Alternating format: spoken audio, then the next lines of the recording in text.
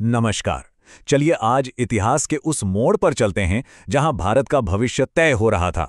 London की बड़ी बड़ी इमारतों में हम बात करने वाले हैं उन 3 गोलमेज सम्मेलनों की जिनसे जाने अनजाने में ही सही भारत के बंटवारे की कहानी शुरू हो गई थी।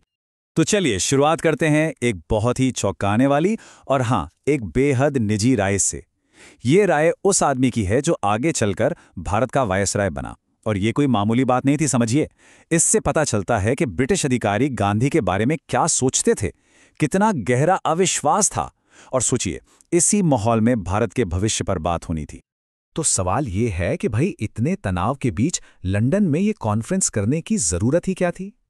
देखिए, हुआ ये कि गांधी जी के नमक मार्च ने पूरे देश में सविनय अवज्ञा की ऐसी आग लगा दी कि ब्रिटिश राज की जड़ें हिल रहीं। अंग्रेजों को यह समझ आ गया कि अब सिर्फ डंडे से काम नहीं चलने वाला। उन्हें भारतीयों को स्वशासन मतलब स्वराज्य का कोई रास्ता तो दिखाना ही पड़ेगा। तो इसी दबाव में आके उन्होंने साइमन कमीशन रिपोर्ट के आधार पर यह मीटिंग बुलाई। और मजे की बात यह है कि यह वही रिपोर्ट थी जिसे भारतीयों ने पहले ही ठुकरा गया था। क्यों? क्योंकि उसमें एक भी भारतीय मेंबर था ही नहीं। तो पहला सम्मेलन तो शुरू हुआ, लेकिन इसमें एक ऐसी बुनियादी कमी थी जिसने कह सकते हैं शुरू होने से पहले ही इसका नतीजा तय कर दिया था। ये जो नंबर है ना 0, ये अपने आप में पूरी कहानी है। मतलब भारत की सबसे बड़ी political party Indian National Congress आई ही नहीं, उन्होंने बॉयकॉट कर दिया। क्यों? क्योंकि उनके सबसे बड़े नेता महात्मा गांधी तक जेल में थे।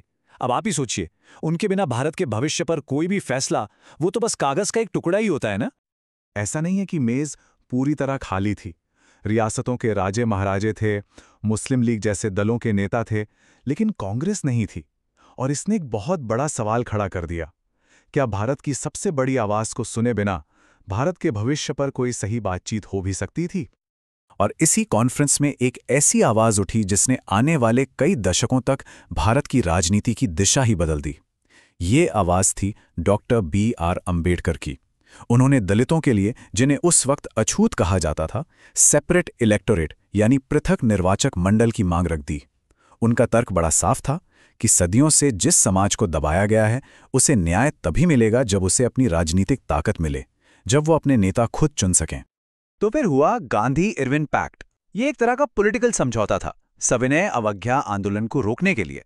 गांधी जी जेल से बाहर आए और अब वो सीधे पहुंचे लंदन दूसरी राउंड टेबल कॉन्फ्रेंस में। और उनका इरादा क्या था?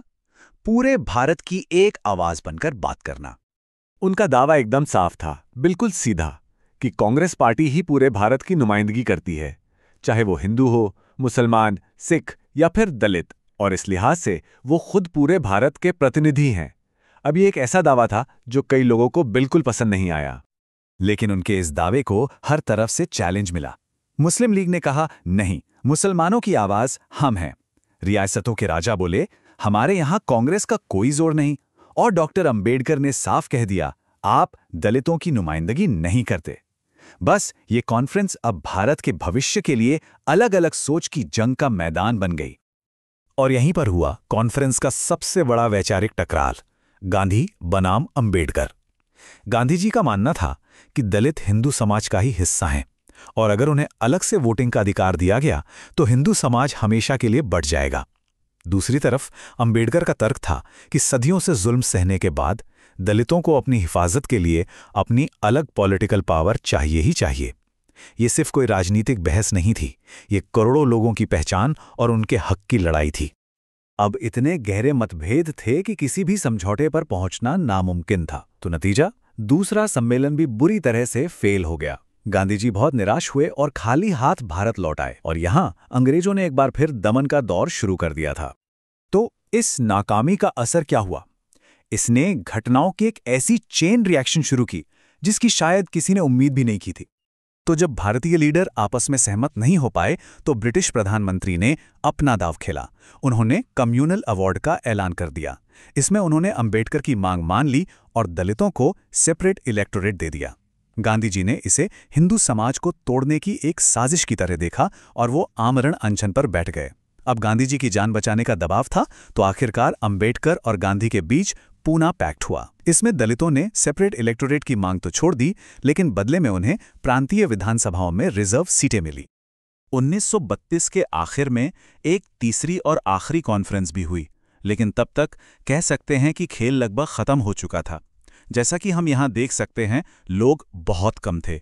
भारत की कांग्रेस और उधर ब्रिटेन की लेबर पार्टी दोनों ने ही आने से मना कर दिया, तो ये बैठक एक तरह से बेअसर ही रही। लेकिन इस लगभग भुला दी गई कॉन्फ्रेंस में पता है क्या हुआ? एक ऐसी बात हुई जिसका असर बहुत बहुत गहरा होने वाला था। यहीं पर कैम्ब्रिज के एक स्टूडेंट चौधरी रहमत अली ने पहली बार एक अलग मुस्लिम देश के लिए एक नाम सुझाया, पाकिस्तान। उस वक्त तो ये सिर्फ एक स्टूडेंट का आइडिया था, लेकिन कुछ ही सालों में यही आइडिया एक बहुत बड़ा पॉलिटिकल मूवमेंट बन गया।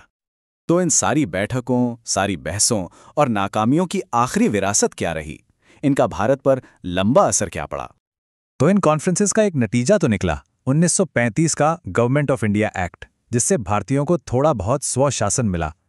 लेकिन जो सबसे बड़ा सवाल था कि अल्पसंख्यकों का प्रतिनिधित्व कैसे होगा, वो सवाल वहीं का वहीं रह गया।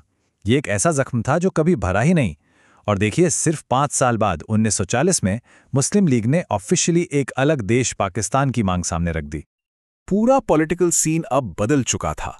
लड़ाई अब सिर्फ आज़ादी के लिए भारत और ब्रिटेन के बीच नहीं रह गई थी। ये एक बहुत ही पेचीदा, एक तिकड़ी लड़ाई बन गई थी।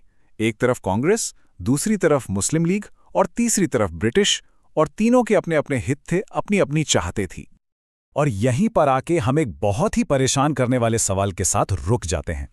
क्या ये राउंड टेबल कॉन्फ्रेंस, जिनका मकसद तो एक मजबूत, आज़ाद भारत बनाना था, अनजाने में उसी भारत के बंटवारे के बीज बो गई?